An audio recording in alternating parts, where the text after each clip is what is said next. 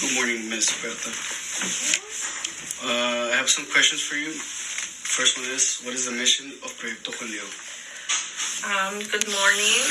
First, my name is Berta Alonso. I'm the Fundraising Development Director and also Public Relations for Proyecto Juan Diego. And the mission of Proyecto Juan Diego is to empower low-income families to become self-sufficient community members through our programs in educational health care. And we have also family services. And we have outreach and civic engagement. Okay.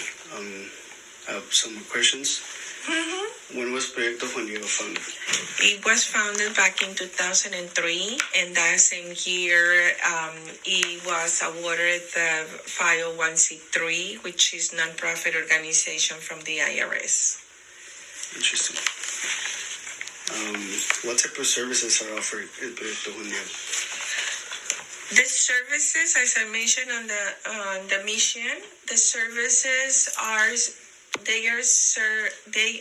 based on the result of a survey. The Sister Phyllis Peters is the founder of Proyecto Juan Diego. And when she came in after 10 years to be in Ethiopia,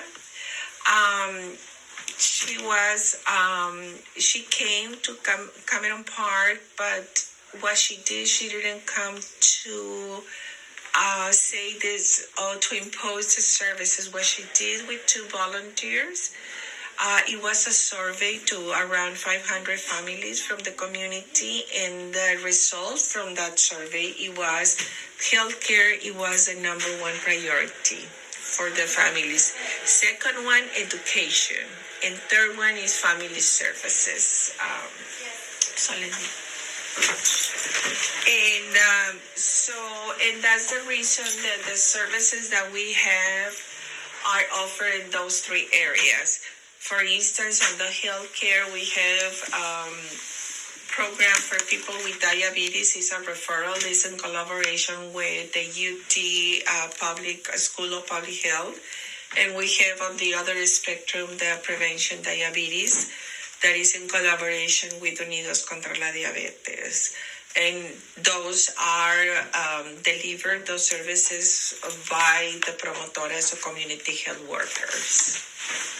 And like, for instance, in education or the family services, the family services include, and I can give you a flyer of the way we have the tutorial program that is for children that they are in school and they face, number one, many barriers, but the number 1 barrier is they come from low-income families, and that is a huge barrier. So if there is a school project that they are asked to do, and the families or the parents can barely meet the daily and the basic needs, so how they are going to be able to afford, like if they need school supplies or anything, so those are provided here with them.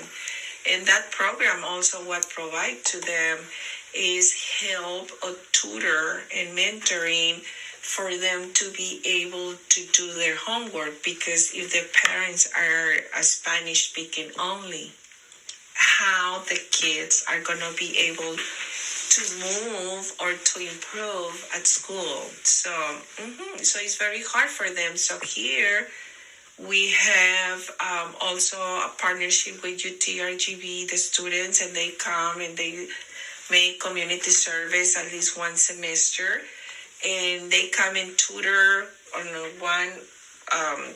a one-to-one basis, but also they serve as a role model for the kids. So the kids can see, if they can do it, I can do it. So this is a very nice partnership that we call it. So in education, we have GED and we have English classes and, of course, citizenship.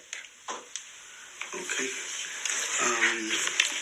How does Proyecto Juan Diego affect the community positively?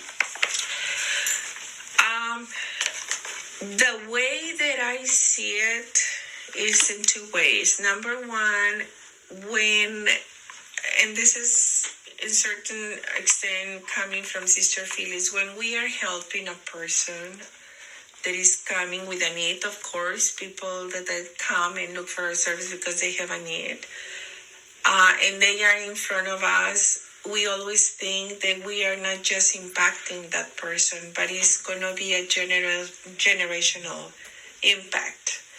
Because, I mean, if there is a family problem and they go to integrated family program, like for instance, a mom, and they learn so many topics that goes from family violence to how arts and crafts and so on and so forth, and how to communicate with their kids. So those kids in the future are going to be adults, and they know that there is a solution. I mean, if they cannot communicate with their kids, they will learn from their mom right now that there is a way to, communicate with your kids. So this is the impact that I see that we are making. And number two is prevention. It's not just like, for instance, we have like I mentioned, the diabetes prevention program, but I see that each program to a certain extent is a prevention. Because, for instance, and there are so many organizations, like they are very novel on their services, but for instance, a foster kid is to lay on the run. I'm not saying that it's already lost, but what Proyecto Juan Diego is trying to do is to prevent that family goes to that extent.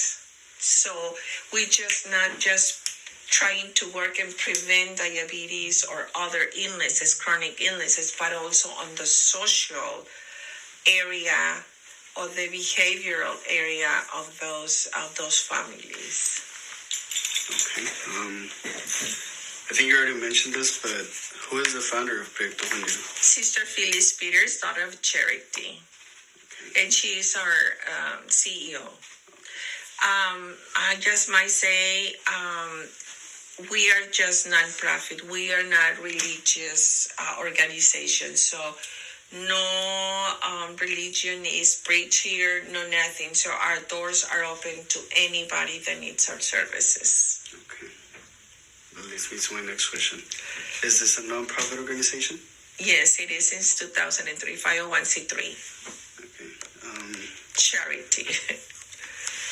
Is this organization helping in other places other than Brownsville? It's because, like, for instance, the citizenship, number one, that sustain an organization is very hard. When an organization grows, there are other things that come with that growth. Like, for instance, right now we have been experiencing growth since 2015. So when we moved here to this new building, it has been very hard to reach the funds, so on and so forth, but we are moving because we are reaching more people in that sense. That's the reward. Our services are free. It's at no cost to the families. So this is very hard for us, like chasing money from grants, for individual donors, etc., etc. But I think that at the end it's worth it. So regarding your question, it was that how affects the community? Mm-hmm. It affects it because our key word is empower them. Is to empower. Our vision is basically engage, educate, and empower family for the future. So what we are looking, or what we are pursuing for those families, is not just a handout, is to empower them. How? Through our programs. So, and that makes them better. For those that they can work, we try. Also, we have relationships or partnership with different agencies, and if we don't have here what they are looking for, we make a referral too. Okay. That leads me to my last question. Can undocumented people benefit from this organization? Like I said, our doors are open to anybody that is in need of our services. They are at no cost for the families. Our services, the citizenship program is in huge demand. Those are for the ones that they are eligible. The only thing that they need to pay is the cost for USCIS, what they charge for, applying, which is right now $725. Proyecto Juan Diego doesn't ask for any fee, especially or charge. And one of the things in that department, the staff of that department, they have been very successful in creating a partnership with USCIS, which is the United States, the immigration office.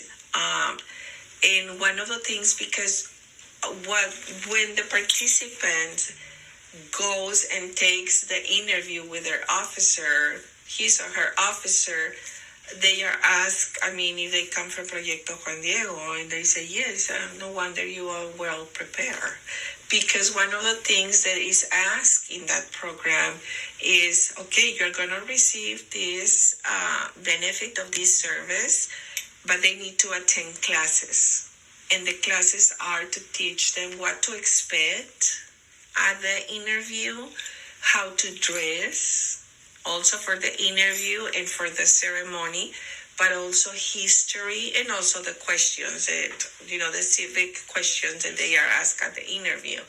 So this is one of the things that makes Proyecto Juan Diego different, always looking partnerships to better serve our community. I think those are all the questions I have for you today, ma'am. Okay, well, it was a pleasure responding to answering those questions. Very interesting questions. Thank you, ma'am. No problem. Anytime.